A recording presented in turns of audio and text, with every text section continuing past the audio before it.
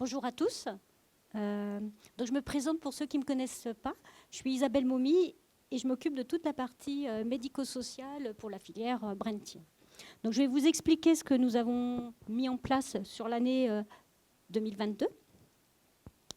Donc la partie l'accompagnement médico-social, c'est un terme qui englobe en fait beaucoup de choses que je vais pouvoir vous détailler aujourd'hui. Donc sur l'année 2022, ce qu'on a beaucoup mis en place, parce que c'est quelque chose qu'on avait développé en 2021, on a mis en place des webinaires à destination des associations de patients et de leurs adhérents.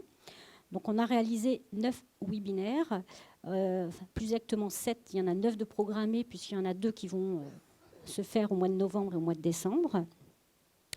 Ces webinaires-là, cette année, il y avait une priorité, un fil conducteur, qui était en fait des webinaires sur tout ce qu'on appelle le parcours du dossier MDPH.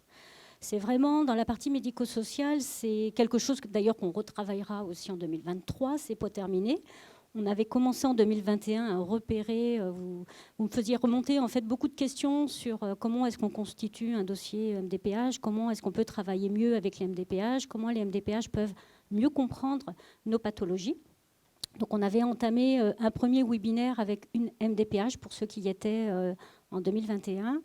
Et à la suite de ce webinaire-là, on s'est dit un seul webinaire, ça ne suffit pas parce que le dossier MDPH, c'est vraiment quelque chose d'important. Et il faut du coup un peu décortiquer la constitution du dossier MDPH pour vous donner le plus d'informations possible. Donc on a commencé en 2022 à décortiquer la constitution d'un dossier MDPH et on vous a proposé en fait 5 webinaires sur le dossier MDPH. Alors, il y a la partie le dossier médical, il y a la partie l'accueil en MDPH, il y a eu récemment la partie conciliation contentieux, recours. On va avoir ce mois-ci aussi un webinaire sur la constitution du projet de vie, ça c'est un élément important. Et puis au mois de décembre, il y aura toute une partie sur le dossier complémentaire qui est là un petit peu en dehors du document classique et obligatoire du dossier MDPH. Voilà, tout ça pour vous dire que ces webinaires-là, ils ont été programmés par rapport à des demandes que vous nous aviez faites, des besoins qu'on avait repérés. Ça représente beaucoup de personnes qui s'inscrivent. Donc c'est quelque chose qui intéresse, qui marche plutôt bien et qui seront du coup sans doute reproduits sur l'année 2023. Donc au total, on a eu quand même 400 déjà patients et aidants qui ont participé au webinaire. Et en plus des dossiers MDPH, on a aussi rajouté des thématiques d'actualité, notamment la législation qui est tombée concernant le permis de conduire. Donc il y a eu un webinaire en partenariat avec Juris Santé qui a été organisé. Et puis, on a aussi mis en place 2 autres webinaires, parce qu'il y a aussi une thématique qui revenait souvent sur les besoins d'aide à domicile. Comment trouver, alors ce n'était pas la question, comment trouver des auxiliaires de vie, ça, ce n'est pas le webinaire qui va vous y répondre, mais c'était plutôt comment ça fonctionne. Et donc, on a eu 2 services d'auxiliaires de vie qui ont expliqué comment on pouvait les solliciter, comment eux, ils fonctionnaient, et quel coût aussi ça avait, à charge ou pas, pour évidemment les aidants et les patients. Ça, ce sont aussi des webinaires qui ont plutôt bien marché.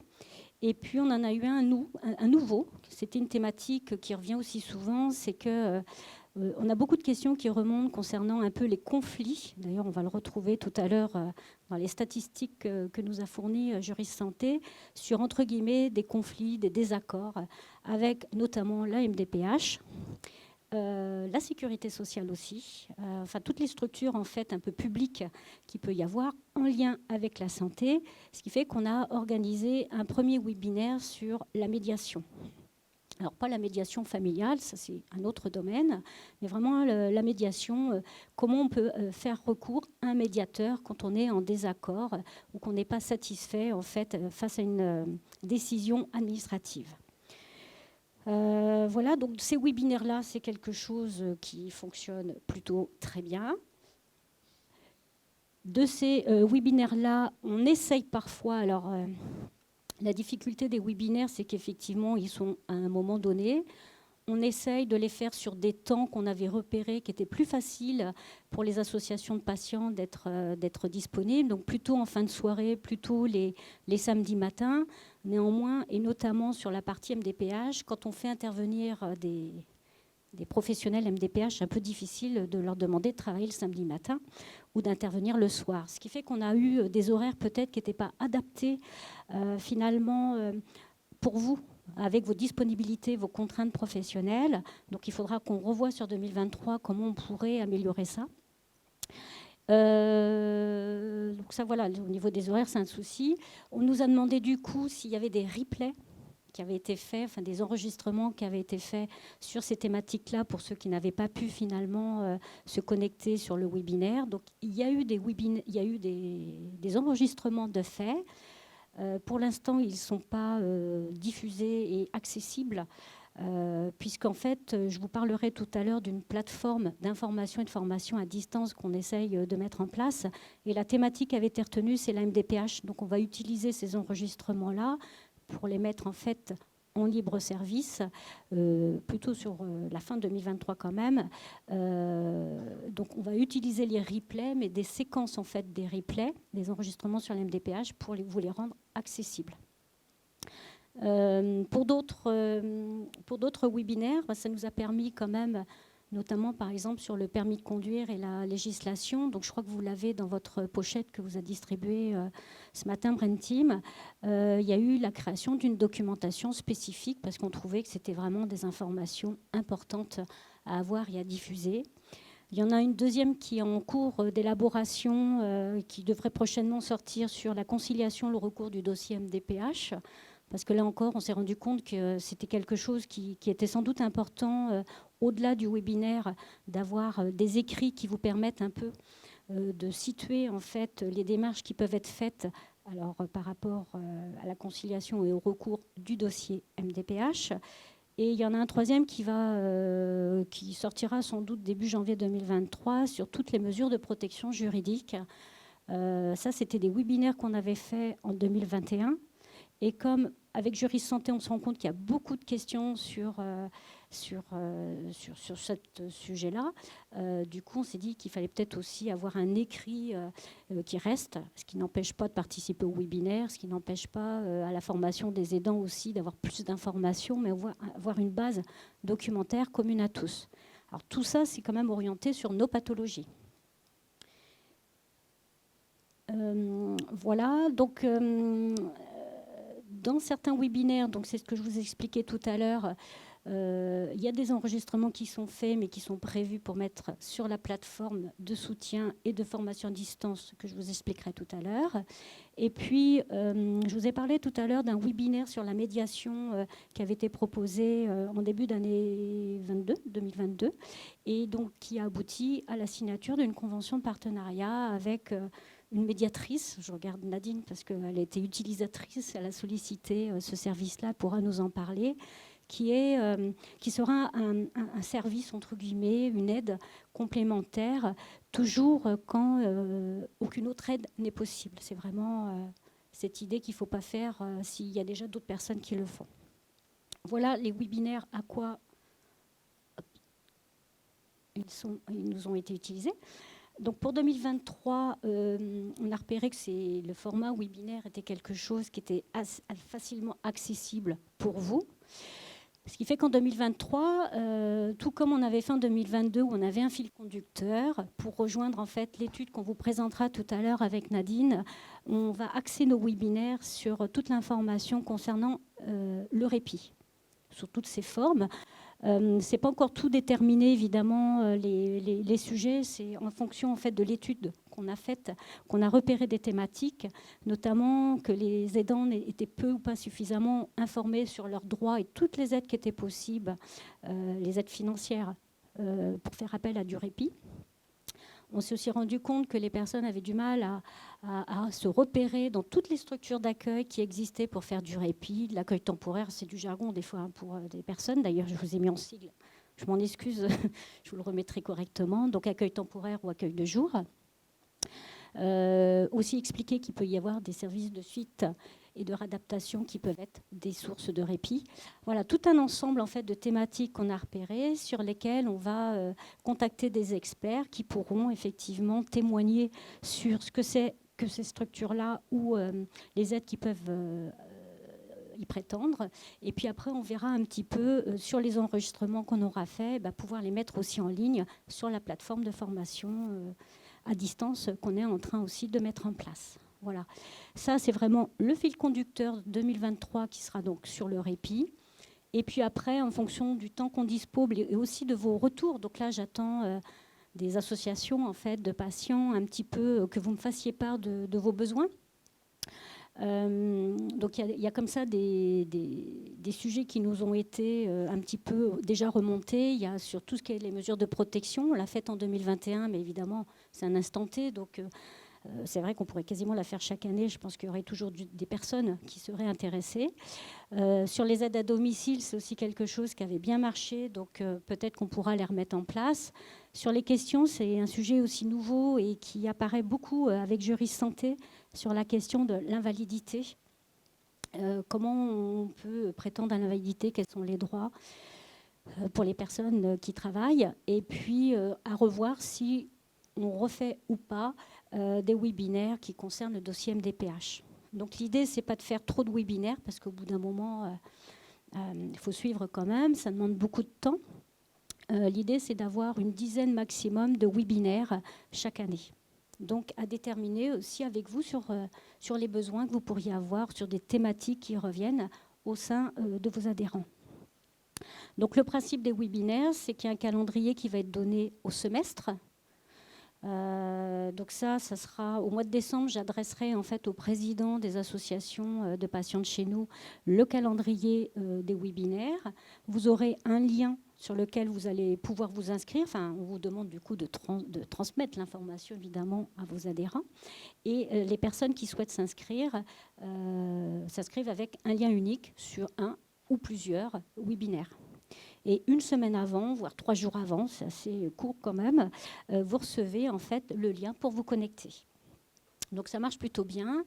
On va essayer, donc vous pourrez me redire, ça j'attends aussi un petit peu vos retours, me dire quels seraient, dans un idéal, les meilleurs moments pour capter ou permettre au maximum de personnes de participer au webinaire. À un moment donné, donc, c'était plutôt en fin de soirée à partir de 18h et plutôt les samedis matins. N'hésitez pas à me redire si c'est plutôt ces créneaux-là. Alors des fois, je n'ai pas le choix, donc ce n'est pas ces créneaux-là. Mais quand on peut, on essaye de les faire sur les créneaux qui sont les mieux pour tout le monde. Donc ça, pour nous, ce n'est pas un souci. Et donc, ça veut dire que vous aurez une planification tous les 6 mois sur l'ensemble des webinaires. Et à tout moment, les gens peuvent s'inscrire, même 2 jours avant. Ça ne pose pas de souci. Voilà. Simplement de ne pas s'inquiéter de ne pas recevoir les codes 3 semaines avant. Ça, vous ne les aurez pas. La deuxième action aussi qu'on a développée sur l'année 2002, c'est, on l'a plus développée puisque en février 2021, on a permis d'avoir une ligne téléphonique spécifique sur le soutien juridique, une ligne dédiée Brain Team pour tout ce qui est la partie conseil juridique en e-santé et toujours dans l'état d'esprit de ne pas faire ce que d'autres font déjà, donc en complémentarité de d'autres services. En 2022, alors on n'a pas fini l'année, il y a déjà eu, depuis janvier 2022, 136 bénéficiaires qui ont fait appel au service de Juris Santé. Donc c'est aussi quelque chose qui marche plutôt bien. Alors les personnes qui font appel à Juris Santé, ce sont principalement les aidants, les patients. Et c'est aussi une ligne qui est dédiée pour nos services sociaux. Donc on voit aussi que les services sociaux, parfois aussi de nos propres centres de référence, ont besoin aussi d'avoir une information très précise sur du conseil juridique. Donc il n'y a pas de souci, Juris Santé peut y répondre. Les principales problématiques qui sont... Alors on a fait des grands groupes de problématiques. Donc dans autres, évidemment, on a un peu de tout. Mais dans les principales thématiques, ce sont beaucoup de questions en lien avec le travail, le droit, parce que c'est vraiment du cas par cas, chaque situation est différente, ce qui fait qu'on ne peut pas donner de l'information très généraliste. Donc dans toutes les sources d'information qui existent aujourd'hui, on ne peut pas aller très loin pour avoir l'information. Donc là, il faut du conseil personnalisé et individualisé. C'est pour ça qu'on retrouve beaucoup aussi des questions en lien avec le travail, le conflit avec l'employeur, aussi bien pour l'aidant que pour le patient. Et puis tout ce qui est l'information concernant le licenciement et les droits à la retraite. Le deuxième sujet qui revient très souvent dans les questions pour lesquelles Juris Santé est sollicité, c'est les questions concernant les droits au sens très large, sécurité sociale et MSA. Et notamment, encore là, des conflits. Alors, quand on met conflit, c'est des désaccords ou des... Voilà, c'est pas forcément... par rapport à des droits qui ont été ou pas attribués. Et puis, concernant aussi l'information sur les droits à l'invalidité. C'est vrai qu'en plus de ça, on se rend compte... C'est pour ça qu'on pensait avec Juris Santé faire un webinaire qui manque parfois des informations et que les gens arrivent dans des situations critiques, alors que si elles avaient eu l'information avant, du coup, on aurait sans doute évité ces situations critiques. Donc, il manque une information, d'où l'idée de faire un webinaire. Rien de surprenant non plus. Il y a beaucoup de questions concernant aussi les désaccords avec les réponses des MDPH. Je ne parle pas des délais des MDPH, mais vraiment des réponses qui vous ont été faites. D'où, c'est pour ça qu'on avait fait un premier webinaire sur, c'était particulier, un premier webinaire avec un conciliateur du MDPH qui nous a expliqué en fait la conciliation, le recours et le dossier en contentieux. Donc là, pareil, pour éviter, je pense, d'en arriver à ce stade de désaccord avec la MDPH, si on vous donne l'information de déjà comment bien remplir, comment respecter certains cadres, il y aurait sans doute une partie, en tout cas, des situations qui n'arriveraient pas à Juris Santé. Et puis beaucoup de mesures aussi, beaucoup de questions et de conseils très individualisés et personnalisés concernant les mesures de protection. Puis après, il y a concernant les assurances, ça a déjà été un webinaire qu'on avait réalisé en début d'année. Et puis concernant aussi le droit des aidants. Voilà. Troisième action prioritaire sur l'année 2022, donc l'année dernière, ça c'est quelque chose qui commence à heureusement prendre forme, parce que chaque année je vous en parle, c'est le fameux document complémentaire MDPH. Donc vous avez le dossier MDPH classique, obligatoire, dans lequel vous avez des renseignements obligatoires à donner. Et on se rend compte au niveau de l'ensemble des filières de santé, ce n'est pas spécifique à Brentim, ça allait beaucoup dans nos pathologies, ça c'est sûr. Du coup, vous avez, par rapport au dossier MDPH, les MDPH n'ont pas suffisamment d'informations ou de connaissances en fait, sur nos pathologies. Et l'idée des filières de santé, maladies rares et aussi des équipes relais handicap rares, c'est d'avoir constitué un dossier qui vient se rajouter au dossier obligatoire, mais qui est facultatif. Donc si vous trouvez que c'est trop fastidieux, vous n'êtes pas obligé. Bon, on vous le recommande fortement de le remplir. Pourquoi ? Parce qu'il permet de donner des informations complémentaires au MDPH, notamment sur tout ce qui est l'impact de la maladie sur les gestes de la vie quotidienne, et qui va montrer en fait au MDPH sur la maladie rare qu'est-ce qu'elle génère en fait comme difficulté pour vous attribuer au plus près vos droits, évidemment, notamment par rapport à la PCH. Voilà. Donc l'année dernière, on vous avait sollicité parce que le document était en test, en expérimentation. Il y a eu 230 à peu près retours de toutes les filières de santé maladies rares et de toutes les équipes relais handicap rares. Et ce qui nous a permis de travailler sur un document, entre guillemets, définitif. Ce document, il sera finalisé en décembre là, 2022. D'où le dernier webinaire qui va vous le présenter. Il n'a pas changé fondamentalement dans le contenu. Alors, il y a eu des améliorations parce que suite à l'expérimentation, on nous a fait remonter des améliorations au document, mais à 80%, le document sera quasiment le même. Donc, si vous avez aujourd'hui des dossiers MDPH à déposer, n'attendez pas décembre parce que un mois d'attente, c'est quand même long.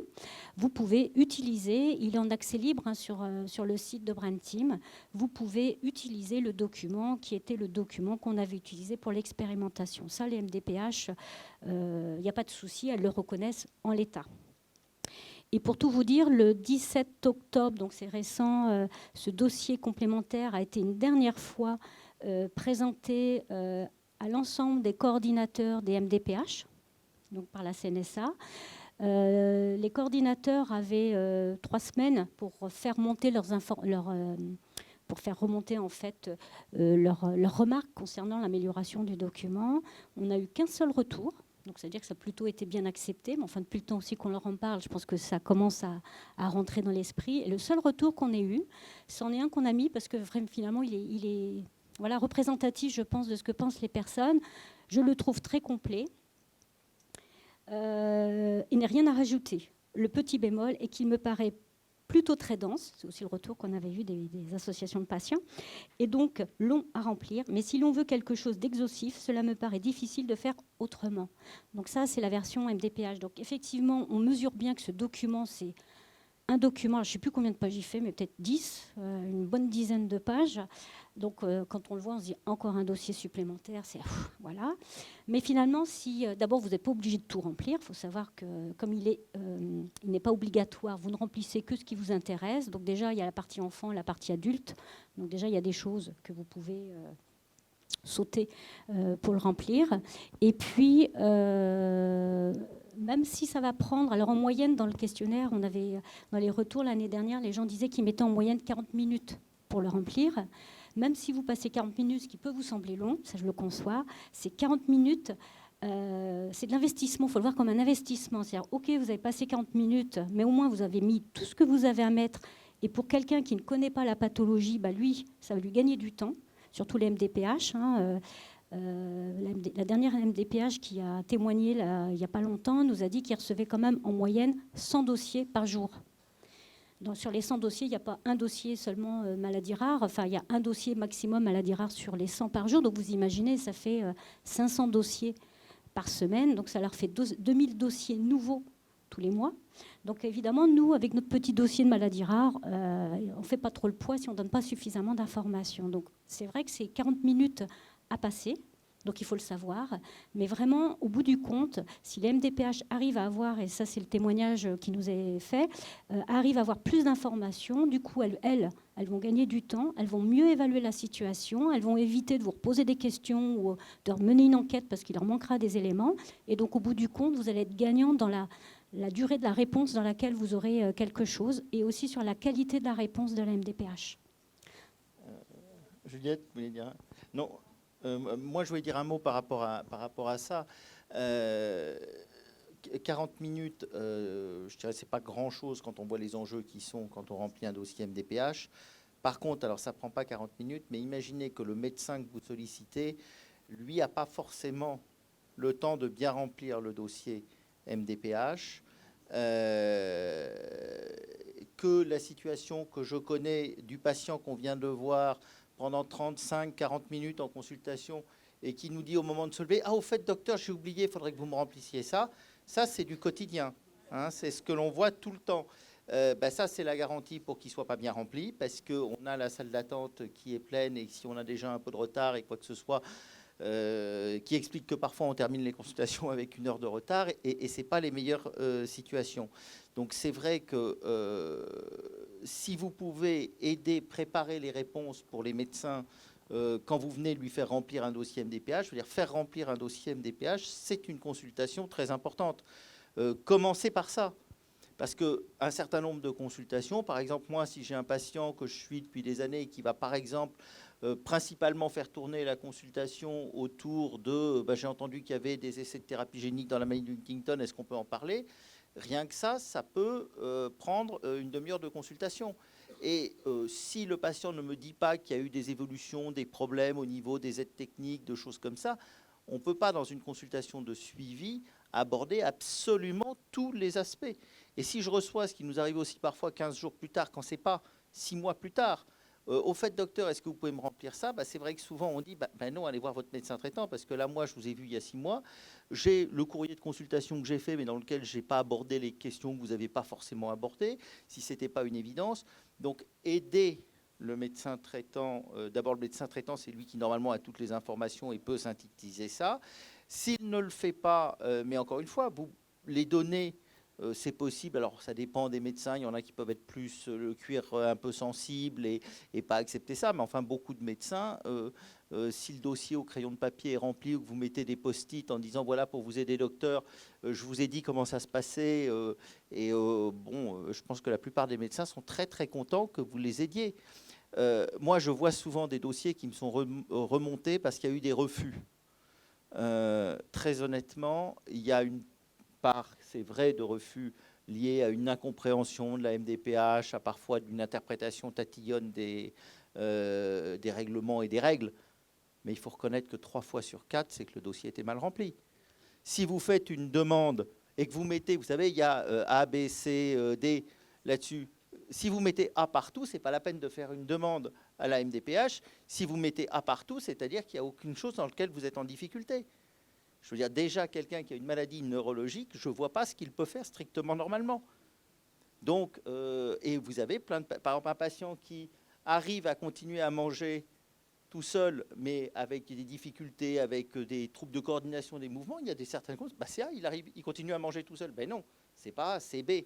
Il arrive à faire, mais pas normalement. D'accord ? Quelqu'un même qui arrive à marcher, qui a une neuropathie et qui steppe un peu et qui a une marche un tout petit peu.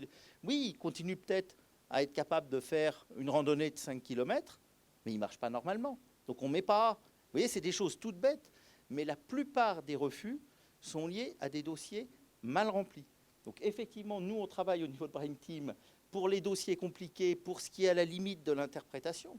Mais ensuite, vraiment, le cœur du travail, c'est de se dire, faire remplir son dossier MDPH, c'est un élément essentiel dans la vie d'un patient et dans son parcours de soins. Et donc, il faut y donner aussi toute l'importance et pas donner ça en fin de consultation au fait, docteur, un peu comme au fait, vous pourriez me rajouter un peu d'Imovan sur l'ordonnance parce que j'ai du mal à dormir. C'est un vrai problème, ça. Pour une angine, une dépression, je ne sais pas quoi, puis dire il y a ça à remplir, ou parfois le déposer au secrétariat, c'est infernal. En plus, le quotidien, en tant que généraliste, on ne sait pas ce que les gens font chez eux.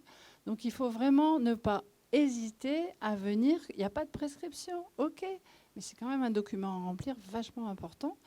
Et il faut y aller que pour ça. Ça, il faut le faire passer à vos adhérents parce que c'est comme ça qu'il sera mieux rempli. Et puis un dernier, avant que Marianne Lucas prenne la parole, Isabelle le disait, il peut être long à remplir ce document d'information complémentaire. Si vous ne le remplissez pas entièrement, ce n'est pas grave. Remplissez les parties les plus importantes. Et même si vous le donnez, vous pouvez le donner vide. Parce que ça, on en avait parlé entre les filières. Si ça rebute des gens de le remplir, même s'il y a un retour sur investissement, entre guillemets, comme le disait Isabelle, au moins, il y aura le petit logo maladie rare. Ce sera hyper identifiant pour le médecin évaluateur de la MDPH. Même s'il voit ce complément, il verra ce document qu'il connaît déjà, parce que comme le disait Isabelle, Isabelle leur a présenté plein de fois à la CNSA, il voit le tampon maladie rare, il sait qu'il va avoir une lecture attentive et différente. Donc même si vos membres, il y en a pour qui ça peut être très rebutant de passer 40 minutes à remplir ça et à déclarer ce genre de choses, au moins qu'ils le mettent vide, il y a le tampon et visuellement ça peut tout changer aussi. Voilà. Il faut faire passer ce message aussi. Et madame ? Oui, merci. Je revenais aussi sur la consultation spécifique pour faire remplir le dossier médical pour les dossiers MDPH et surtout aussi donc prendre ce rendez-vous spécifique. Et il est écrit via la sécurité sociale que les médecins ont des consultations et des paiements ou des remboursements de leurs consultations. C'est pris en charge spécifique pour remplir un dossier MDPH. Donc c'est bien identifié comme un rendez-vous spécifique par la sécurité sociale. J'ai vu ça sur leur site. Oui. C'est confirmé dans le webinaire, effectivement, qu'avait fait la CNSA au mois de mars. C'est ça, donc c'est bien des des rendez-vous spécifiques et des prises en charge spécifiques auprès de la sécurité sociale. C'est nouveau, oui. Voilà. On pourra vous transmettre. Et pour, c'est vrai, le temps de remplir ce dossier-là, c'est déjà quand on a fait une bonne lecture du dossier. 40 minutes, c'est quand on connaît déjà un peu, le dossier MDPH. Et il faut rajouter aussi le temps qu'on a à rajouter pour compléter le dossier médical, pour aller faire des photocopies, pour trouver des documents à joindre aussi. Donc, pour l'avoir fait plusieurs fois, 40 minutes, je dirais que c'est optimiste, mais il faut pas se décourager, et quand c'est autant de temps appliqué, c'est autant un résultat satisfait. Donc ça, il faut continuer oui, dans ce sens-là. Et quelquefois, grossir les traits, comme vous avez dit, c'est vrai que je mange, mais avec des difficultés, je marche, mais avec de la fatigue, fatigabilité. Il y a des mots vraiment précis qu'il faut bien rajouter pour que ça fasse... Absolument. C'est pas le moment d'avoir de fausses pudeurs. Oui. Ouais. Oui.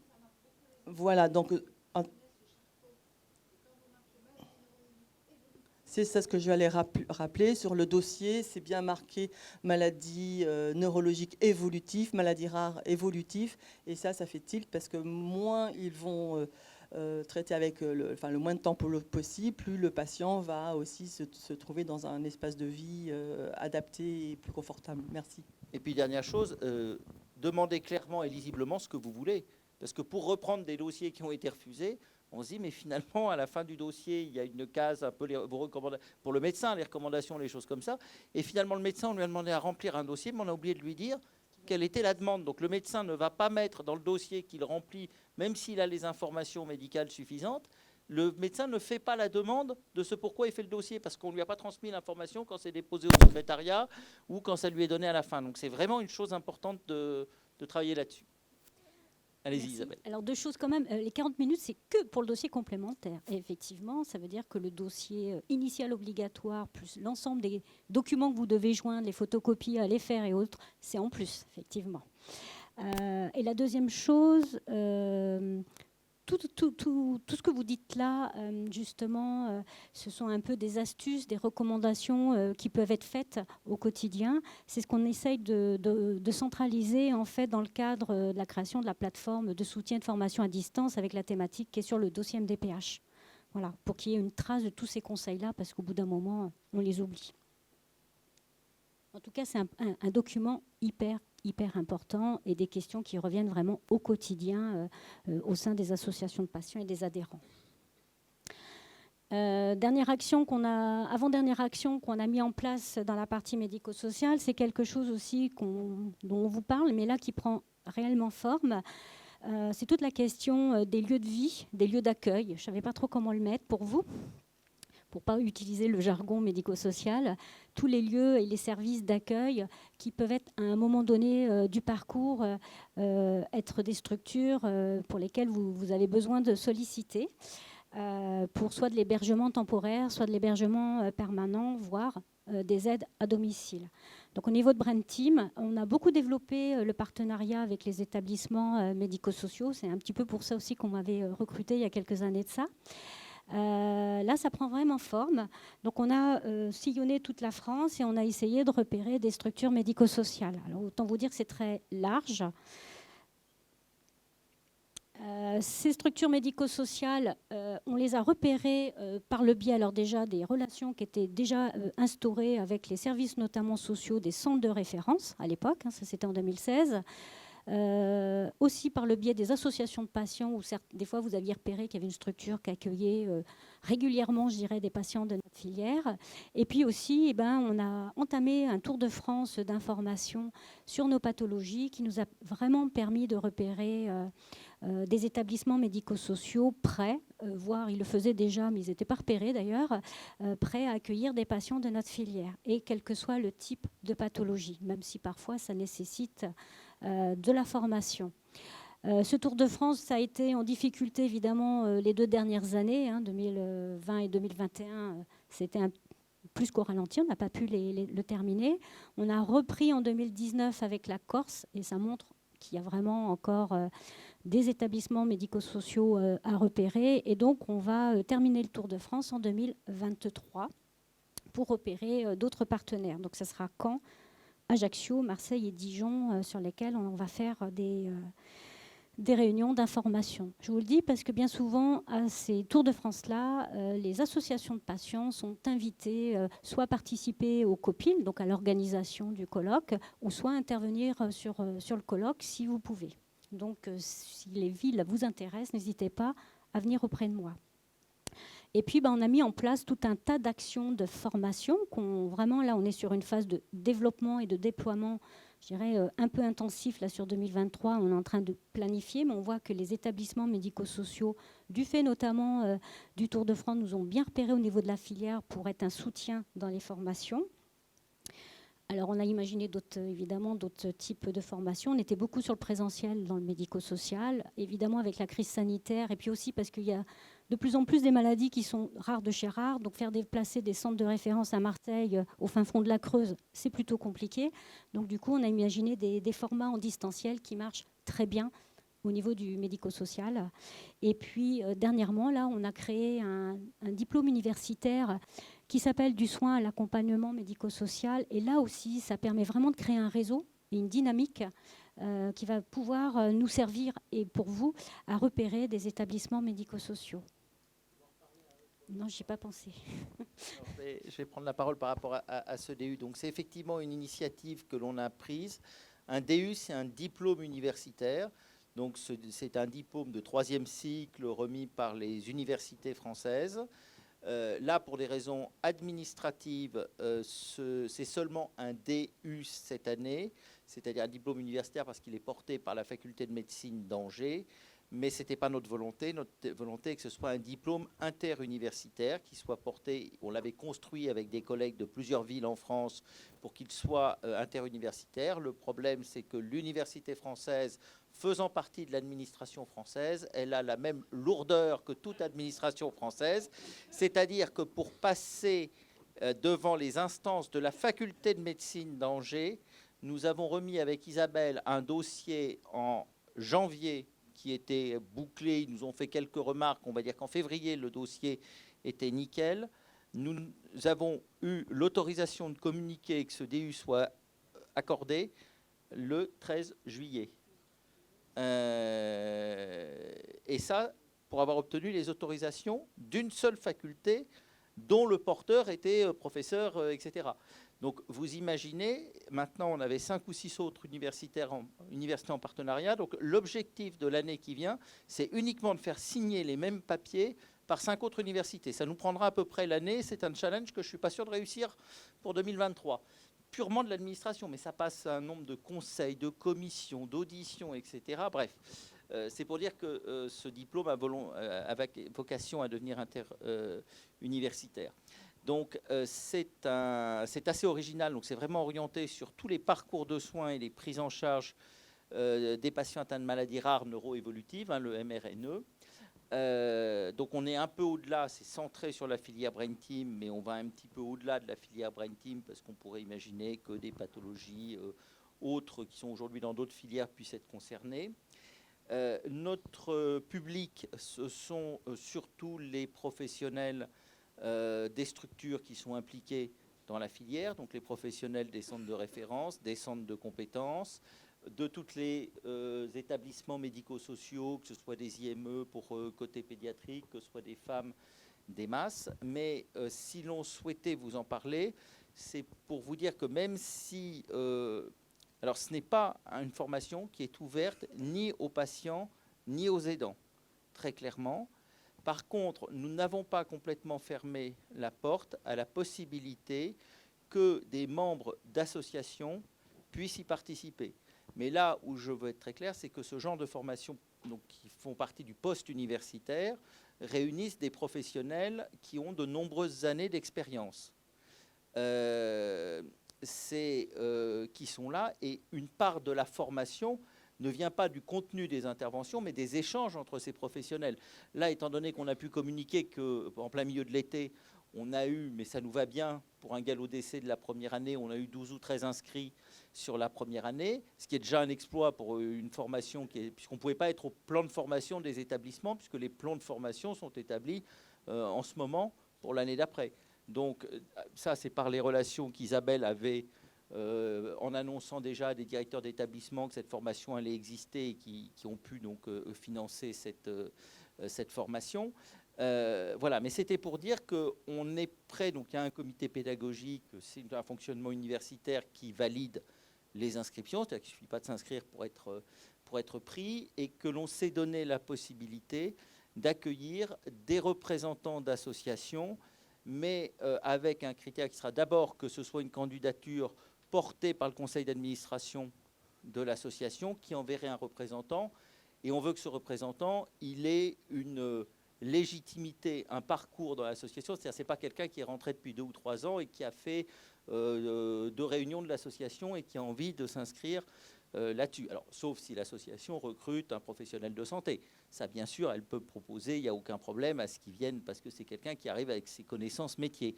Mais voilà, c'était pour vous dire que quelqu'un qui serait impliqué de longue date dans l'association et, comme on le dit, qui est devenu par l'expérience, par les années, un professionnel aussi, quelque part, des maladies rares, pourrait présenter sa candidature et on serait très heureux de l'accueillir.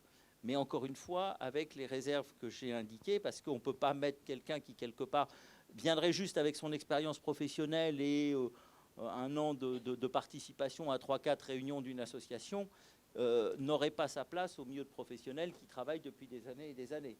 Mais je vois certains parmi vous que je connais depuis le début de Brain Team et qui ont un investissement dans les associations tel depuis tellement longtemps et une telle compétence par rapport à ça qu'on les accueillerait avec un grand plaisir. Oui. Le module de formation, c'est... Il y a 7 modules de formation. Le module de formation, supposez que je sois intéressé, par exemple. Je n'habite pas à Angers. Ah oui, alors la formation, à aujourd'hui en tout cas, elle est en présentiel, parce qu'en fait, on voulait favoriser les échanges, donc c'était du présentiel pour les participants.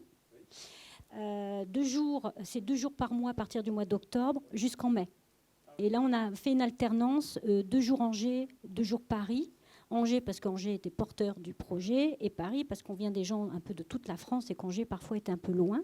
Et aussi pour favoriser aussi du présentiel quand c'était possible des intervenants. Paris, on avait beaucoup d'expertise, notamment l'expertise médicale qui était sur Paris.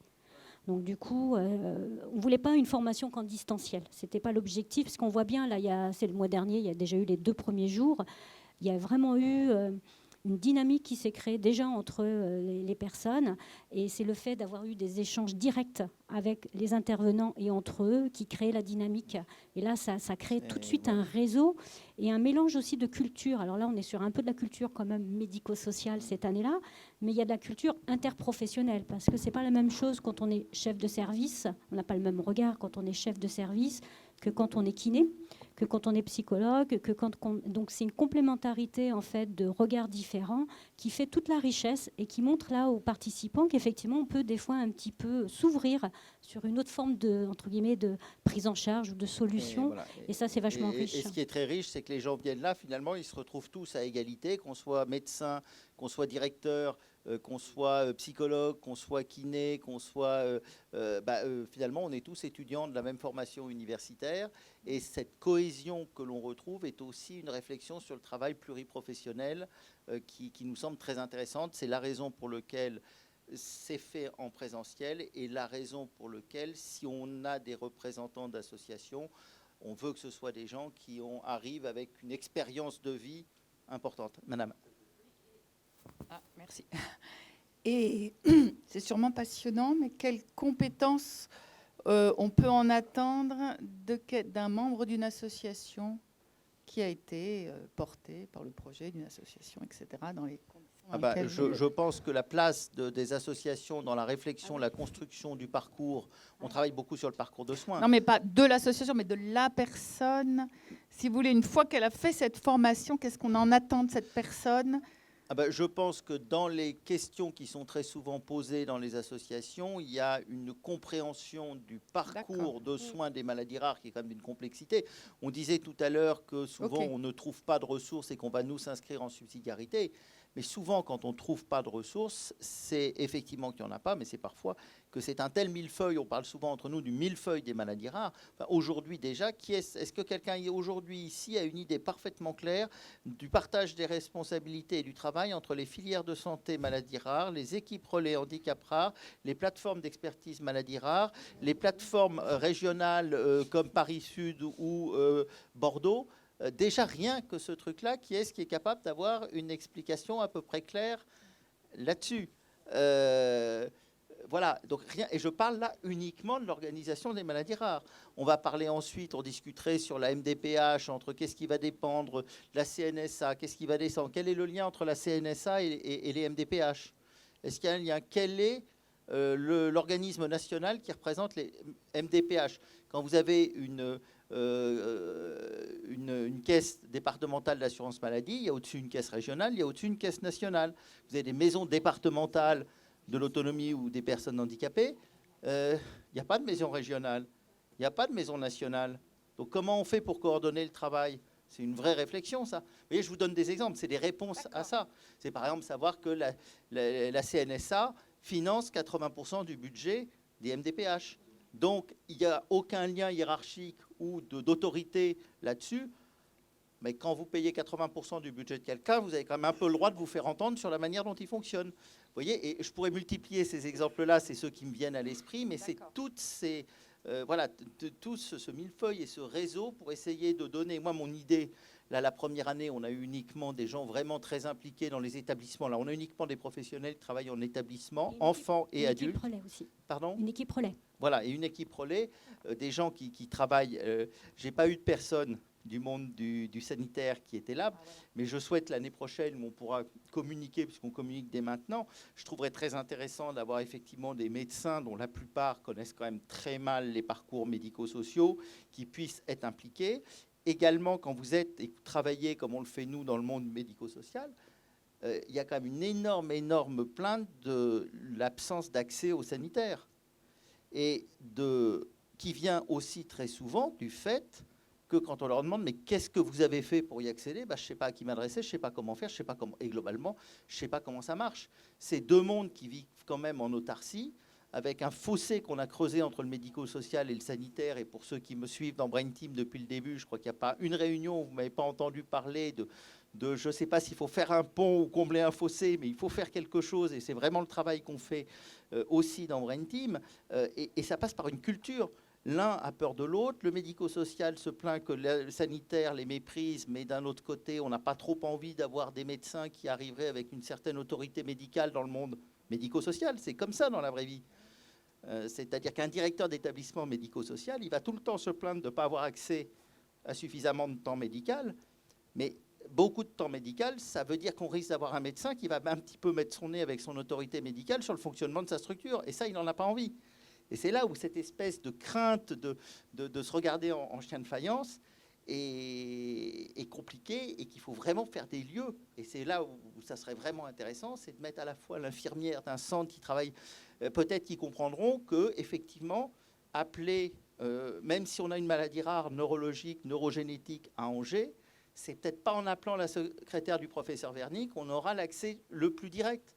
C'est pas que je suis une mauvaise volonté, j'ai une très gentille secrétaire, mais il faut imaginer que, heureusement qu'on a créé d'autres portes d'accès et que tous les gens qui travaillent en réseau avec nous, ça ne veut pas dire que les gens n'auront pas rendez-vous et qu'ils n'auront pas ça, mais il y aura des délais, alors que ceux qui ont travaillé dans le réseau de Brain Team savent que j'ai une infirmière coordinatrice, que ma secrétaire donne son 06 et son mail direct et qu'elle répond en 24 heures, et qu'elle a son bureau en face du mien et surtout en face des 2 PH du centre de référence, et qu'en 24 ou 48 heures, il y aura une réponse supervisée par un médecin. Alors que si on va demander un rendez-vous avec moi sans qu'il y ait de critères d'urgence, c'est évident, mais rendez-vous, c'est 9 mois.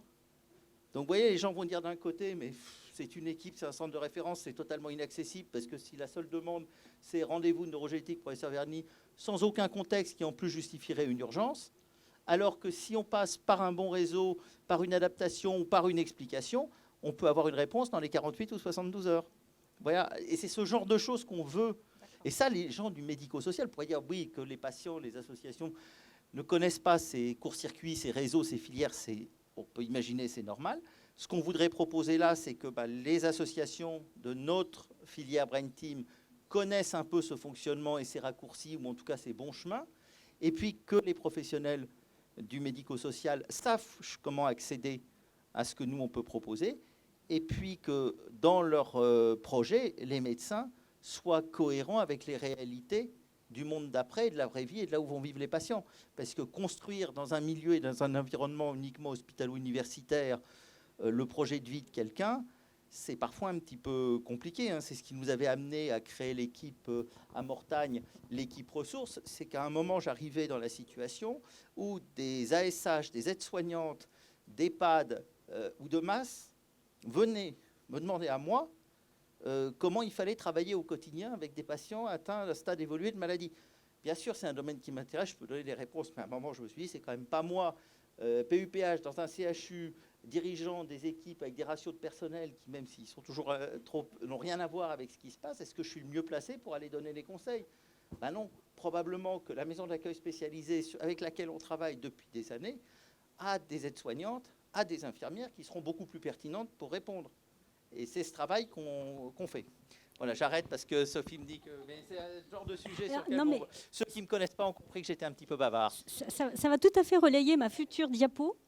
Voilà, donc ce que le professeur Verny vous disait, c'est qu'à Mortagne, il y a une équipe ressources, d'ailleurs financée par les ARS Pays de la Loire, qui est une équipe ressources. Donc nous, ce qu'on a développé à Brentim, dont évidemment Mortagne, c'est qu'on a signé des conventions de partenariat avec au moins un établissement médico-social par région. Alors il y a des régions très, très très grandes, il y a aussi des histoires de régions qui font qu'il y a plusieurs établissements sur certaines régions.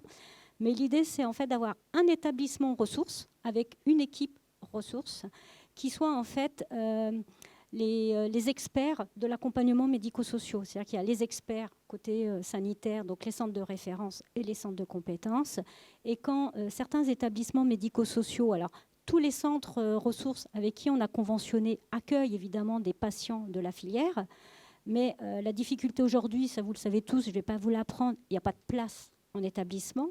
Donc même, vous pouvez tout à fait postuler, je dirais, et déposer une candidature dans les établissements ressources. Mais comme il n'y a pas toujours de place, ce qu'on vous invite aussi à faire, c'est de voir aussi s'il n'y a pas, en proximité d'ailleurs de votre domicile, d'autres établissements qui pourraient accueillir la personne. Et à ce moment-là, c'est l'établissement ressources de la région qui peut être un appui et un soutien pour les équipes qui n'ont pas l'habitude d'accueillir ce type de pathologie-là. Et ça marche vachement bien. Donc c'est ce qu'on est en train de développer actuellement. Donc on a fait déjà la cartographie avec tous les établissements ressources. C'est une cartographie qu'on est en train de diffuser par la CNSA pour être repérée, pour que les établissements ressources puissent être repérés par les autres établissements médico-sociaux, donc aussi bien les structures d'aide à domicile que les EHPAD, que les femmes, les foyers d'accueil médicalisés, que les MAS, les maisons d'accueil spécialisées ou les IEM, les instituts d'éducation motrice pour les jeunes. Donc en fait, tout le panel qu'on peut retrouver au sens large d'accueil. Voilà, on a enfin des établissements qui ont des équipes dédiées, qui s'engagent auprès de Brentim à être vraiment la référence du territoire s'il y a des besoins. Donc effectivement, ils s'engagent auprès de nous à accueillir les patients, mais ça, ils n'auraient pas de compétences et de savoir-faire s'ils n'accueillaient pas du public de la filière. Donc au-delà d'accueillir, c'est vraiment d'être le soutien par rapport à d'autres établissements médico-sociaux. C'est ce qu'on est en train de développer, et c'est ce qu'on développe par le biais aussi des colloques. Donc, pour compléter effectivement la cartographie des établissements ressources, on est en train de finaliser une cartographie. Donc, il y a les établissements médico-sociaux, mais on est souvent en fait questionné. Enfin, moi, on me questionne de plus en plus actuellement aujourd'hui pour repérer d'une manière très locale sur un besoin spécifique, sur une région, voire plutôt un département, quelle structure peut accueillir. Donc on est en train de faire une cartographie sur les différents types d'accompagnements médico-sociaux qui existent localement. Alors c'est assez compliqué parce que si on parle par exemple des équipes relais handicap rares, elles ont des missions un peu communes, mais en fait sur certains territoires, elles ne font pas la même chose. Donc en fait c'est tout le problème, c'est que dans l'accompagnement aujourd'hui médico-social, on peut vous dire qu'il existe des structures, mais en fait en fonction des territoires, ce n'est pas toujours la même clé d'accès. Et ça c'est vraiment un parcours du combattant pour quand on est patient ou aidant, parce que finalement on s'en fout de ce qui est fait en Loire-Atlantique. Si on cherche chez toi vers Mulhouse, vers Toulouse, pardon, vers Strasbourg, c'est pas la même chose. Et du coup, on est en train de personnaliser la cartographie sur un point de vue local. Donc c'est quand même assez compliqué. Ce qu'on a repéré, donc c'est peut-être pas assez large, c'est en fait on essaie de repérer par région ou par département qui aide à remplir le dossier MDPH, qui peut aider localement à remplir le dossier MDPH. Donc, par exemple, il y a les centres de référence, les assistantes sociales, les centres de référence peuvent être des personnes qui peuvent vous aider, mais si on n'a pas le centre de référence en proximité, c'est peut-être pas la meilleure personne. Donc, voilà, on peut aussi aller voir les centres, les assistantes sociales, des MDPH quand il y en a. Et donc, c'est pas dans toutes les MDPH. Donc, voilà, on a recensé déjà les principaux acteurs. Alors, évidemment, la liste n'est pas exhaustive. Là, on a fait en fonction des besoins qui nous revenaient souvent. Donc, on nous demande souvent qui peut nous aider à remplir le dossier MDPH, parce que c'est vraiment la clé de l'accompagnement. On nous demande souvent aussi qui peut nous aider à financer du conseil ou comment avoir du conseil sur les aides techniques. Donc il existe plusieurs effectivement structures qui le font. Qui peut nous aider à rechercher des solutions de répit, ça c'est d'actualité. Comment on peut avoir du conseil en soutien juridique, comment avoir des solutions sur des lieux de vie, et puis qui peut nous aider à avoir des informations très concrètes sur les droits aux aidants. Voilà, donc on a repéré comme ça des structures, alors structures entre guillemets au sens large, qu'on décline maintenant par région, voire parfois par département, parce que sans rentrer dans le jargon, il y a la mise en place actuellement des DAC, des dispositifs d'accueil et d'accompagnement et de coordination. Et aujourd'hui, ces structures-là ne vont pas se déployer et apporter le même service d'une région à l'autre. Et c'est toute la difficulté que rencontrent aujourd'hui les gens, les aidants et les patients, c'est que quand vous avez besoin qu'on vous aide, finalement, vous ne savez pas qui peut le faire parce que ce n'est jamais la même réponse d'un département à l'autre. C'est ce fameux millefeuille que vous dites, Monsieur Verny. Il y a beaucoup de choses qui existent, mais il y en a tellement qu'on ne sait même pas laquelle finalement, quand nous, on a une demande bien précise, qui peut nous aider. Donc cette cartographie-là devrait vous permettre, donc elle sera en accéléré bien évidemment, de vous y repérer.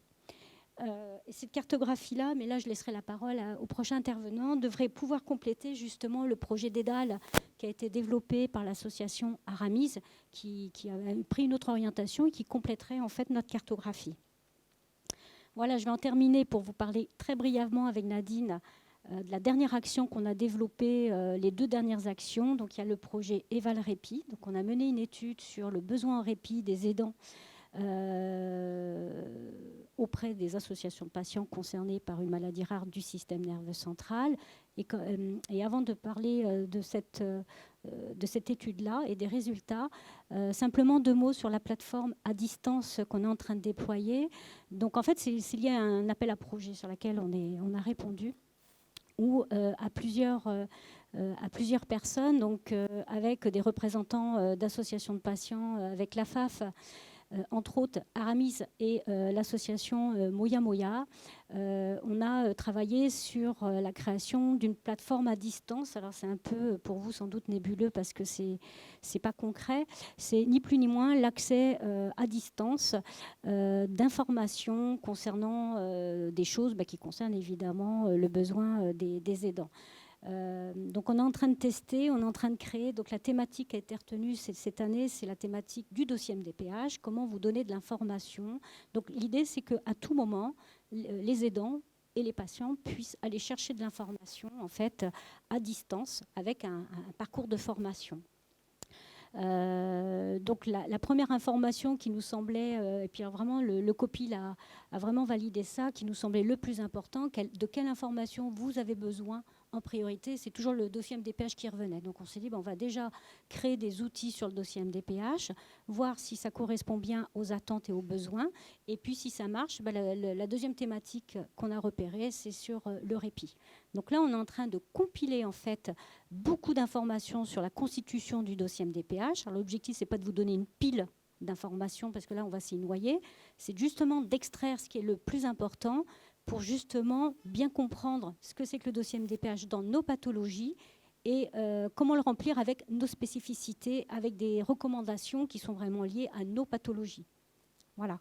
Donc là, il y a une MDPH qui travaille avec nous. Alors c'est vrai que tout ce qu'on a fait avec le dossier complémentaire, au niveau de la filière Brain Team, on a été vraiment repéré par les MDPH comme un partenaire. Et c'est vrai qu'on a de la chance, je dirais, et un privilège d'avoir souvent, nous, des MDPH, quand on les sollicite, qui veut bien travailler avec nous, soit sur nos webinaires, soit sur nos groupes de travail. Donc je pense que l'année prochaine, on sera en capacité de vous présenter la plateforme d'une manière opérationnelle et fonctionnelle. Voilà. Donc on vous sollicitera peut-être parfois sur les outils qu'on est en train de créer pour un peu les tester et voir si c'est productif ou pas. Donc en fait, c'est vraiment les gens du terrain qui contribuent. Et puis ce que je vais vous proposer, sauf si vous avez des questions, c'est de demander à Nadine de me rejoindre, si tu veux bien. Et on va vous présenter la partie sur le répit. Sophie ? Oui ? Oui ?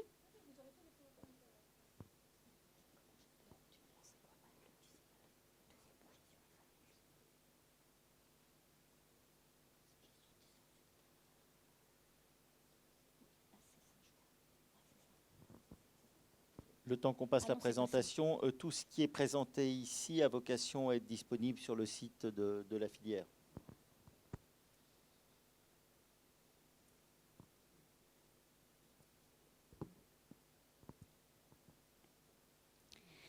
Je vais essayer d'être bref parce qu'on a dépassé déjà de 5 minutes notre temps, mais je pense que c'était important de vous présenter l'étude Eval Répi. Donc l'année dernière, Thierry Calva, qui est sociologue, nous avait un petit peu expliqué c'était quoi la place d'un aidant. Il a participé à cette enquête, à cette étude.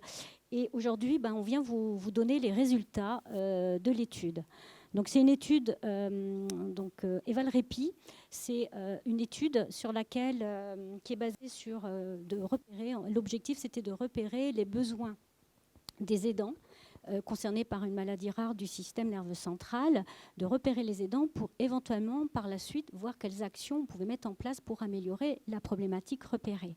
Donc en 2021, il y a eu un groupe de travail et un COPIL qui a été constitué. Dans ce COPIL-là,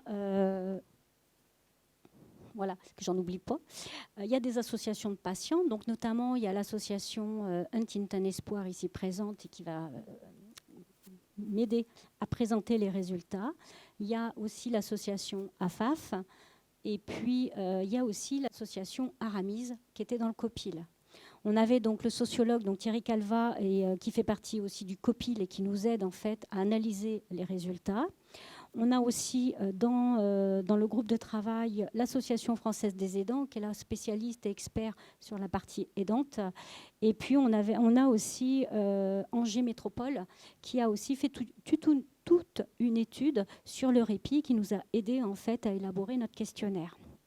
On a aussi un établissement médico-social. Dans la cartographie que je vous ai fait voir, il y a des spécialistes de l'accueil temporaire. Donc on avait la MAT, l'Escale, qui fait partie du COPIL. Et puis on avait aussi Juris Santé sur toute la partie juridique. Voilà les personnes qui ont vraiment contribué à mettre en place cette étude-là.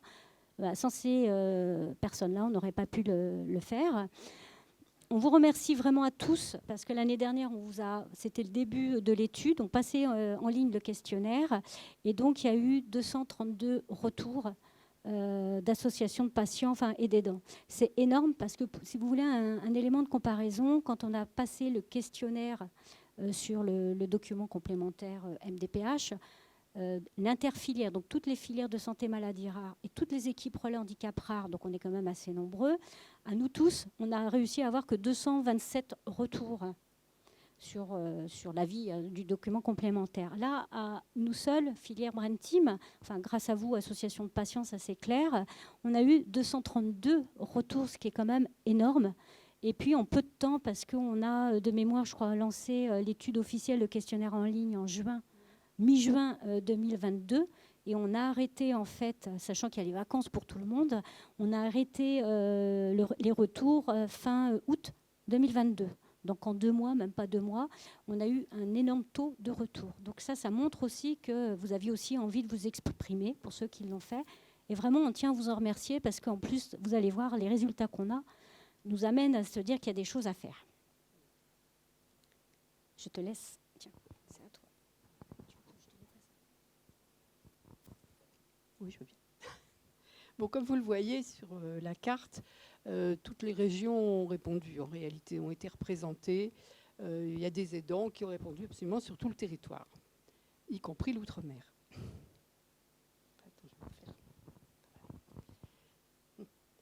Voilà. Donc, on a d'abord étudié le lien avec la personne aidée. Alors, en majorité, les aidants sont les parents, le conjoint, et une très forte majorité vit à domicile avec l'aidé. Vous voyez les proportions dans le camembert. Quand même, le lien avec la personne aidée, c'est la moitié, quoi, père et mère. Conjoint, 36%, et autres, amis, voisins, grands-parents, 13%. Bon, alors, le lieu de vie de la personne aidée, évidemment, la majorité y vivent ensemble, l'aidant et l'aidé. Seul à domicile, il y en a que 13%, et il y en a 9% qui sont dans des résidences, dans des établissements médico-sociaux. Donc, ce qui est intéressant, c'est que les résultats sur le lien entre la personne aidée et les aidants concernés par une maladie rare du système nerveux central sont identiques aux statistiques nationales concernant les aidants. Les mères, pères, conjoints sont les principaux aidants. Et en revanche, le pourcentage d'aidants partageant le domicile de l'aidé concerné est plus élevé dans le cas des maladies rares du système nerveux central que dans les statistiques générales sur les aidants.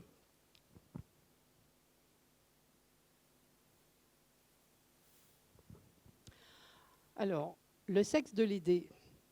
Bon, comme vous le voyez, il y a plus de femmes que d'hommes qui sont aidés. Et les aidants sont très majoritairement des femmes. Ça vous étonne? Bon, alors il faut dire aussi qu'au niveau des statistiques nationales, c'est idem, mais il faut dire aussi qu'il y a une majorité de femmes qui a répondu au questionnaire. Voilà. Donc ça peut biaiser un petit peu les résultats. Mais enfin, je pense que ça ne vous surprend pas. Il y a de la culture quand même dans l'histoire. Alors l'âge de l'aidé, donc la moitié des aidés a plus de 40 ans, 50%. Et 88% des aidants ont plus de 40 ans. C'est quand même énorme. Donc, c'est là encore représentatif des statistiques nationales. Et plus d'un tiers des aidants a plus de 60 ans. Donc, vous allez voir sur quoi ça débouche plus tard, dans le besoin, identifié ou pas. Donc, au niveau de la situation de l'aidé, vous voyez qu'il y a une majorité qui sont en invalidité, retraités ou scolarisés. Invalidité 31%, scolarisés 28%, retraités 19%, encore en activité professionnelle 9% et 13% donc qui sont en établissement médico-sociaux, qui sont au foyer, qui sont en recherche d'emploi. Quant à l'aidant, lui, 31% sont retraités. Il y en a quand même 55% qui ont une activité professionnelle, d'où les problèmes encore qui sont générés pour tout concilier. Et puis, il y a toujours les autres qui sont ou en établissement, ou au foyer, ou en recherche d'emploi.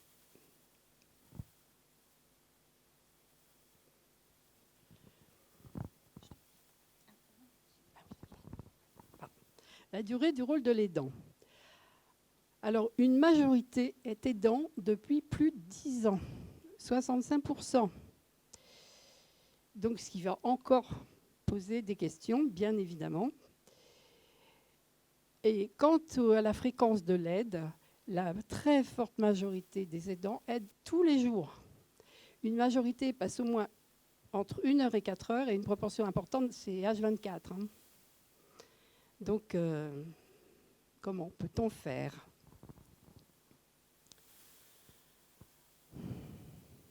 Voilà, donc je vous laisse méditer sur le schéma. Alors, on a étudié donc les difficultés pour concilier son rôle d'aidant avec sa vie professionnelle, 52%, sa vie familiale, 64%, la vie sociale, 76%. Donc, on voit aussi que le rôle d'aidant a une incidence sur l'état de santé, 70%, et génère du stress, 91%. Je pense que ça ne vous étonne pas non plus. Quant à la majorité, elle estime ne pas avoir de temps libre. Et ce qui va générer donc les résultats de droite, un sentiment de forte culpabilité, c'est trop compliqué à organiser, pour avoir du temps libre, bien sûr, manque d'informations sur ce qui existe et sur les droits, et je ne me l'autorise pas. Ça, c'est un gros problème aussi. Et ça peut être travaillé, je pense, avec les psys, subsidiaires ou pas.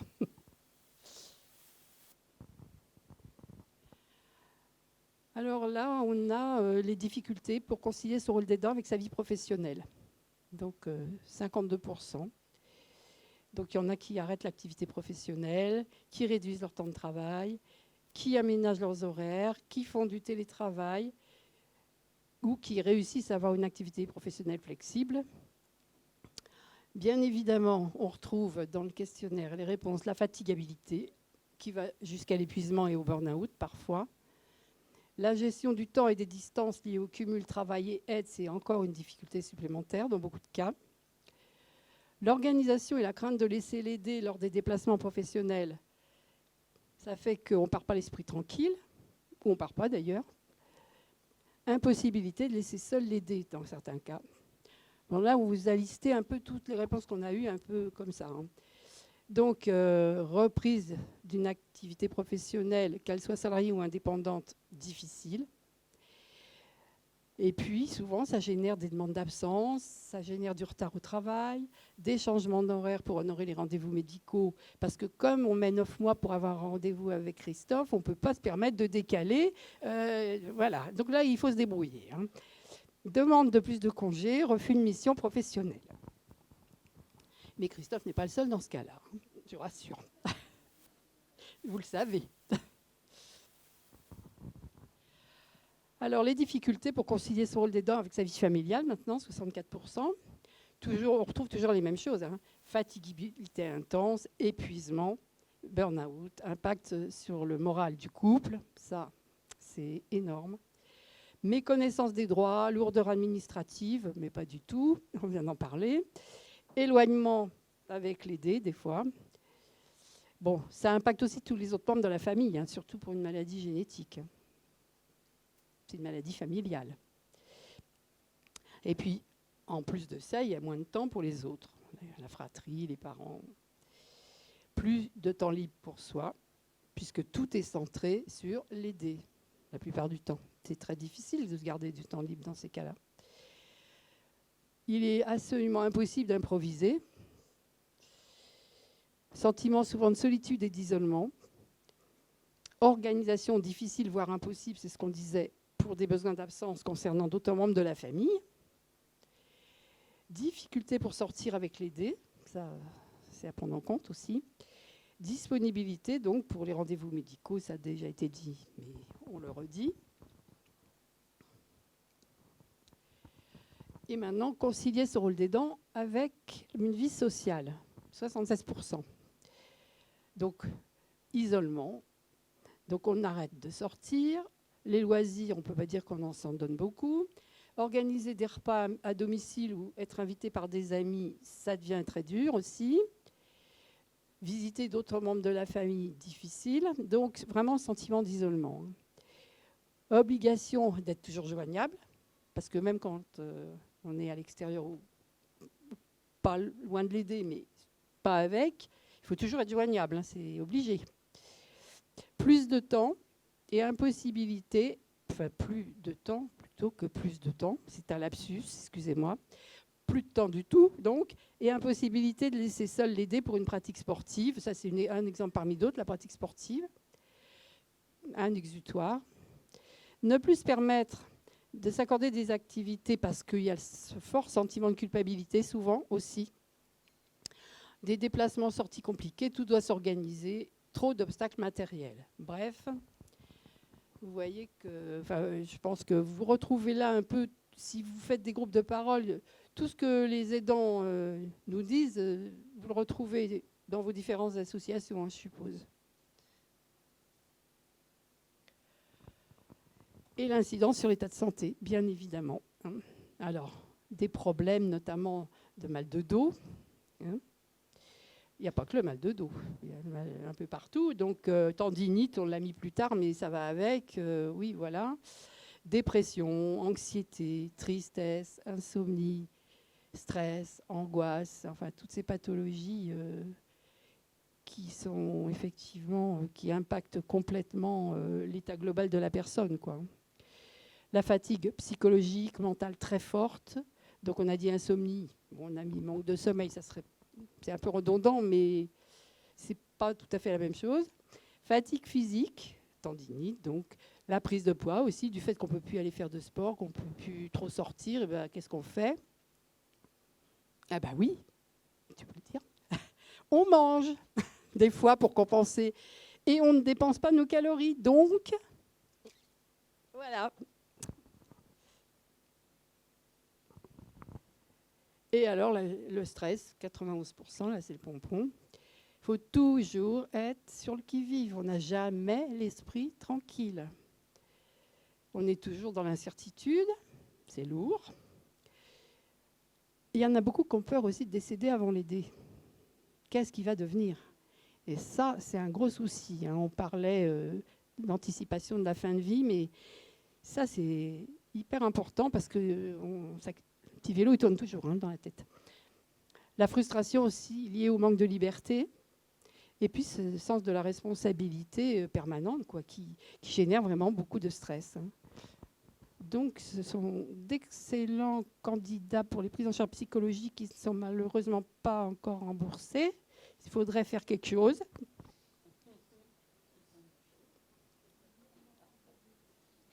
Des excellents candidats pour le programme aidant.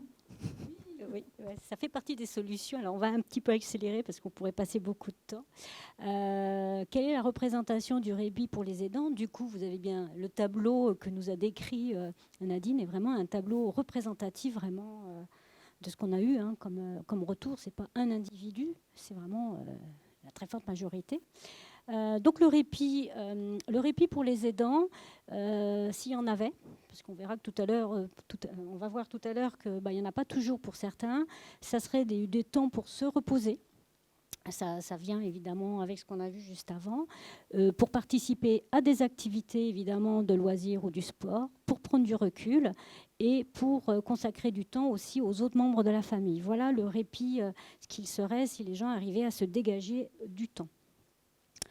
Le répit en fait pour les personnes, c'est soit, alors il y a deux choses, soit des plages de temps en temps longues, mais même si c'est plutôt fréquent, et des petits moments à soi-même, mais très souvent. Donc on sent que d'une manière générale, les aidants ont besoin de temps de répit tous les jours, c'est ce qu'on a vu d'ailleurs tout à l'heure, entre 1 heure et 4 heures, plutôt qu'une fois par an sur un mois. Donc vraiment, pour eux, le répit, ça serait quelque chose de beaucoup plus fréquent. Donc on a posé la question aux aidants s'ils estimaient qu'ils avaient du temps libre. Donc il faut savoir que la majorité des aidants considèrent ne pas avoir de temps libre. Et donc ceux qui ont du temps libre, ceux qui l'utilisent le temps libre et qui ont des moyens aussi pour avoir du répit, ils le font parce qu'ils ont repéré que ça évitait l'épuisement. Et parce que aussi ils avaient des problèmes de santé. C'est ce qu'on retrouve évidemment en amont de ce que vous a expliqué Nadine. Et finalement, il y en a vraiment qu'une faible minorité qui font appel à des solutions d'aide au répit, du type accueil temporaire ou faire intervenir quelqu'un à domicile sur du temps donné. Il y en a, mais c'est vraiment pas la majorité. Ah, c'est à toi. Donc, le recours au répit par les aidants. Donc, les solutions d'aide au répit, sollicitent essentiellement l'accueil en établissement médico-social, la garde à domicile par un salarié, et puis l'entourage joue aussi un rôle important. Voilà. Donc, on peut dire que c'est les établissements et la garde qui est le plus utilisé. Donc, on a évalué la satisfaction des aidants par les solutions qu'ils ont adoptées. Donc, dans leur grande majorité, les aidants sont satisfaits des aides au répit auxquelles ils font appel, mais leurs insatisfactions concernent le coût des auxiliaires de vie jugés trop élevé, la difficulté à recruter des auxiliaires de vie d'aide à domicile et le turnover important. Ça, c'est un problème. L'accueil temporaire inadapté, notamment des établissements médico-sociaux, parce qu'il y a un manque de souplesse, manque de professionnalisme, souvent par mes connaissances, bien sûr, inadaptation aux besoins de l'aider. Et effectivement, il faudrait qu'on fasse des formations, et ce qu'on va faire. Moi, c'était encore trop, c'est pas... Pardon. C'est qu'on se dépêche, alors du coup ça nous perturbe un petit peu, mais c'est normal, il faut qu'on respecte le temps. Ce qu'il faut savoir, c'est que quand il y a des personnes qui font appel à des aides au répit, il y a forcément un coût financier. Et ce coût n'est pas intégralement pris en charge. Il y en a une partie qui est prise en charge, c'est les résultats qui nous le montrent, mais toute une partie, c'est à charge de la personne. Voilà. Et puis, ce qui est le plus intéressant, même si je le fais en accéléré, et je suis à votre disposition pour répondre hein, s'il y a besoin, et Nadine aussi, c'est le non-recours. C'est ce que vous a l'année dernière, pour ceux qui ont participé à la journée des associations, Thierry Calvin a longtemps parlé sur le non-recours au répit. Pourquoi les aidants ne faisaient pas appel au répit? Tout simplement, et ça c'est vrai qu'il y a tout un travail à faire, parce qu'ils ne se l'autorisent pas. Certains aussi, alors ça c'est vraiment un point important, certains donc manquent d'informations. Donc là, il y a, dans les actions qu'on pourra mettre en place, il y a des choses sans doute.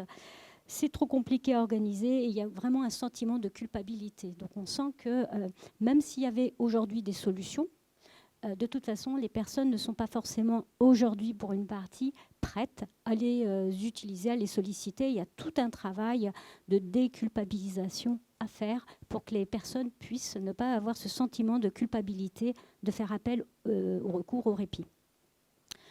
Donc ceux qui ne font pas recours au répit, on leur a posé la question si un jour ils avaient l'intention d'y avoir recours. Donc une forte majorité, oui. Un bon tiers quasiment, c'est qu'ils ne savent pas, parce que je pense qu'ils ne sont pas là, ils n'ont pas cheminé encore sur cette dimension-là. Donc ça pourrait être un oui potentiel. Et donc il y a plein d'actions qu'il va falloir mener auprès de ces futures personnes qui pourraient faire appel au répit, notamment pour les aider dans la recherche des aides financières, des démarches administratives. Et là, ils sont aussi demandeurs d'une aide dans le choix des solutions et une aide à l'échange avec l'aidant. Ça, ce sont sans doute ceux qui... Alors là, on ne peut pas faire le lien dans notre retour de questionnaire, mais il y a sans doute une corrélation entre effectivement ceux qui ont la notion de culpabilité, qui ne se l'autorisent pas, et ceux qui disent avoir besoin d'une aide à l'échange avec l'aidé pour évoquer le sujet du répit. Voilà, je te laisse connaissance des aides. Il y a qu'une diapo. Donc, les aides spécifiques dédiées aux aidants, les aides connues pour 19% des aidants seulement, hein, sont l'APA, évidemment, la PCH, je passe l'employeur, la CAF, l'allocation d'éducation de l'enfant handicapé, le congé pour aidant, le forfait repos-répit, et puis il y a des aides aussi du département, des mutuelles, voilà. Des pistes d'action. Donc les pistes d'action, c'était l'idée de faire des webinaires, je vous l'expliquais tout à l'heure, en désaucissonnant, je dirais, en décomposant tout ce qui existe au niveau du répit pour pas que ce soit trop lourd et que chacun s'y retrouve en fonction de son besoin. Donc ça, on pourra le faire. On est aussi en train de travailler au niveau de la filière pour trouver soit des établissements ressources, soit des personnes ressources pour vraiment donner de l'information sur le répit, le besoin en répit des personnes, donc des réponses individualisées et personnalisées. Donc, on ne va pas en reparler. Il y a aussi la formation aidant, hein, parce que dans la formation aidant, dans la partie médico-sociale, il y a une information sur tout ce qui est les aides au répit. Et puis, ce que je vous ai parlé dans les pistes d'action, il y a la plateforme de soutien et de formation. Pour l'instant, on a focalisé sur le dossier MDPH, mais le deuxième sujet sera évidemment sur les aides au répit. L'idée aussi, c'est peut-être de vous donner des informations qui existent parfois sur les lieux sur tout ce qui existe sur le répit. L'information est plutôt dispatchée. Et là où il y a vraiment un travail à faire, c'est un petit peu ce qu'on a fait avec les établissements médico-sociaux qu'on souhaiterait développer sur l'année 2023 avec les associations de patients. C'est qu'au sein des associations de patients et de vos adhérents, vous avez tous forcément repéré, il y a des personnes qui sont déjà en structure de répit ou qui utilisent le répit. Ça serait de voir avec vous déjà un recensement de ces structures-là pour voir justement comment on pourrait centraliser l'information, améliorer aussi des endroits où il n'y a rien, où on n'a rien repéré. Et donc là, il y a tout un travail, je pense, collectif à faire et pas individuel, sur laquelle on s'est fixé de le faire, en tout cas nous, pour l'année 2023, avec les associations partenaires et ceux qui voudront bien s'accrocher à notre idée. Et puis, il y a aussi une idée qui a été émise de sensibiliser plutôt les centres de référence, alors là, c'était les services sociaux, sur le besoin du répit, pour voir aussi comment les centres de référence pouvaient aider, quand les gens passaient par les centres de référence, à trouver des solutions d'aide au répit. Ça sera étudié à la journée des assistantes sociales qui aura lieu prochainement sur Paris. Voilà, on s'excuse de l'accélération. On a un tout petit peu dépassé le temps, on s'en excuse. Avec Nadine, on est à votre disposition si vous voulez plus de retours. Et il y aura une suite. Donc n'hésitez pas, les résultats vont être transmis sur le site de Brain Team et je pense qu'on fera une plaquette de communication. Et puis sur les actions, on est preneur d'idées et d'actions qui pourraient être faites au-delà de celles qu'on a présentées brièvement. Merci.